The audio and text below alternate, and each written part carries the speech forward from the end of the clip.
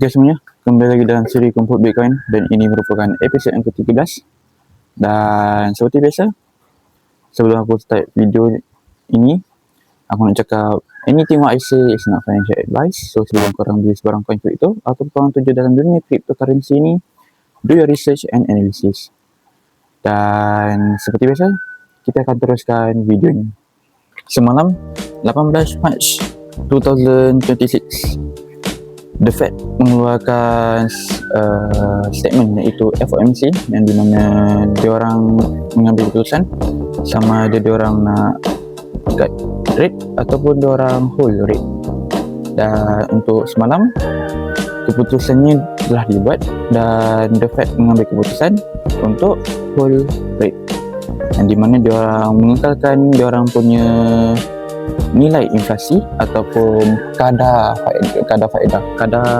inflasi, yang di mana ini memberi impak kepada diorang sendiri dan juga kepada investment yang lain. Dan kat sini aku nak terangkan apa yang berlaku semalam dan apa impak ataupun kesan kepada investment market. So dekat sini aku dah buat sedikit research dan The Fed mengambil keputusan untuk hold rate, yang di mana diorang mengekalkan rate di angka 3.50% kepada 3.75%, dan diorang juga menunjukkan bahawa 99% takkan adanya perubahan, yang di mana diorang tak ambil perubahan yang bermaksud diorang akan potong suku bunga, tak ada, diorang akan hold.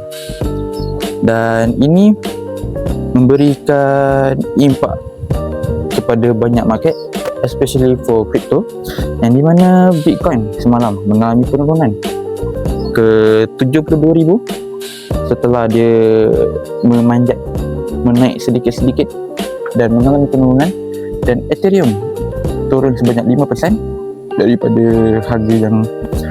daripada harga semasa, dan menyebabkan gap Bitcoin menyebabkan gap market cap ni sebanyak 3.78% dalam masa 24 jam. Dan oleh sebab ini ianya menyebabkan indeks Fear and Greed meningkat setinggi-tingginya, iaitu 24, yang di mana untuk bulan lepas Fear and Greed ada di kedudukan 11, dan seminggu yang lepas 18, dan juga pada semalam 24. So ini bermakna investor crypto diorang takut untuk bermain risk asset, yang di mana kita tahu cryptocurrency ni adalah aset yang berisiko dan volatile, yang di mana kita boleh mengalami penurunan sebanyak 30%, 50% dalam masa satu hari. Dan ini juga memberikan peluang kepada kita sebagai seorang investor biasa yang tak ada hedge fund, yang tak ada family fund, yang di mana kita boleh mengambil keputusan ni untuk membeli Bitcoin secara dollar cost average ataupun DCA. Dan aku tak cakap benda ni bagus, aku tak cakap benda ni aku sarankan untuk korang beli, sebab macam aku cakap tadi, cryptocurrency ni adalah aset investment yang sangat berisiko.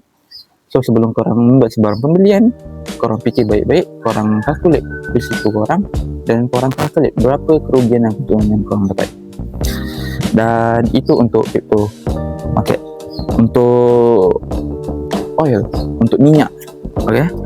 Untuk minyak, bagi harga semasa, satu barrel adalah sebanyak 93.39 sen US dollar, yang di mana sebelum ni harga minyak mencecah 100 USD dan sekarang turunlah sedikit, tetapi bagi negara-negara lain ianya memberi impak sangat tinggi lah. Seperti kalau di Malaysia, harga subsidi pun takkan dapat menampung atau takkan dapat memotong harga minyak yang kita selalu pakai tu dengan banyak. dan menyebabkan juga satu liter untuk minyak adalah RM3.75. Itu untuk RON 95. Dan untuk diesel, tak silap aku adalah RM4.10.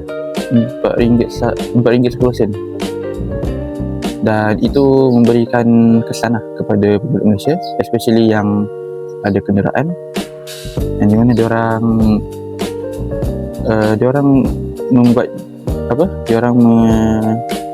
mengurangkan diorang punya pembelian minyak, yang di mana menyebabkan demand sedikit turun tetapi supply masih banyak walaupun ianya terhad. Dan aku rasa mungkin peperangan yang berlaku di Middle East sana, Iran dengan Amerika Syarikat, memang akan ada clue yang di mana akan berterusan dan menyebabkan negara-negara lain terkena impak. Dan seperti yang kita tahu, Iran dah membuat keputusan, Iran ada membuat pilihan yang di mana diorang cakap diorang akan buka Selat Hormuz, diorang akan jual balik minyak-minyak yang diorang dapat tetapi menggunakan yuan, iaitu duit China, bukannya dolar, duit US, yang di mana ini menyebabkan petrodolar menurun, atau dalam kata lain, dolar dengan petrol akan mungkin dalam 10 tahun atau 5 tahun lagi akan lepas, yang di mana menyebabkan petrol dipegang oleh China dan dolar semakin tidak relevan untuk dijadikan mata wang dunia. Dan itu yang aku dapat daripada aku punya research. Dan dekat sini aku nak bagi tahu untuk sekarang ni, yang di mana cryptocurrency, yang di mana orang takut yang dekat indeks Trade and Fear menaik sampai 24, ini adalah ketakutan yang sangat tinggi sebagai seorang investor. Dan juga kita perlu mengambil tindakan yang betul, kita perlu apply ataupun kita perlu membuat kaedah trimming, rebalancing di masa-masa yang sekarang ni. Sebab macam aku cakap tadi, cryptocurrency ni adalah aset-aset yang berisiko dan memang boleh mengalami turunan berapa puluh persen, berapa ratus persen pun boleh dalam masa satu hari. Dan sebagai seorang investor kecil seperti kita ni, kita perlu membuat tindakan yang betul agar kita dapat keuntungan walaupun market dalam keadaan bear market. Dan seperti biasa, aku cakap kat sini, sebelum korang membuat pembelian, korang calculate dulu korang punya risiko, korang calculate dulu korang punya keuntungan dan kerugian, dan korang apply ataupun korang pakai kaedah ataupun strategi yang betul, yang sesuai dengan korang punya capital, yang sesuai dengan korang punya teknik, yang dimana ianya membantu korang supaya korang tak kena kerugian yang besar. Walaupun aku tak jamin keuntungan tu akan dapat, tetapi at least kerugian tu kita dapat minimizekan. So seperti biasa, kita akan teruskan pembelian Bitcoin dengan harga RM50 Malaysia. So seperti biasa, kita akan membuat pembelian Bitcoin di exchange Luno, dan step-stepnya seperti biasa. Dan sebelum kita membuat pembelian, kita nak tunjuk kat sini price Bitcoin yang sekarang, iaitu Bitcoin sebelum ni pada 18 Mac itu hari, dia ada di 74,308, yang di mana ia adalah all time high untuk sekarang ni. Dan di 74,000, yang di mana mencetak all time high untuk masa sekarang ni, yang di mana di fasa bear market. Dan daripada 70,000 diorang turun, Bitcoin turun sebanyak 71,000 USD. Dan daripada 71,000 USD dia turun lagi sampai 70,000 USD, dan dia sideways di situ. Dan itu adalah pergerakan Bitcoin untuk 3 hari ataupun seminggu ni. selepas berlakunya penurunan. Dan kat sini kita akan terus membeli Bitcoin seperti biasa. Kita tekan buy, kita tekan RM50, dan kat sini kita swipe. Jadi kat sini kita dah buat pembelian Bitcoin, dan kita boleh cek Bitcoin kita di wallet kita sendiri, yang di mana kita ada 0.0001598, iaitu jumlah total aset Bitcoin kita adalah RM448.2. Dan itu adalah pembelian Bitcoin kita untuk minggu ni.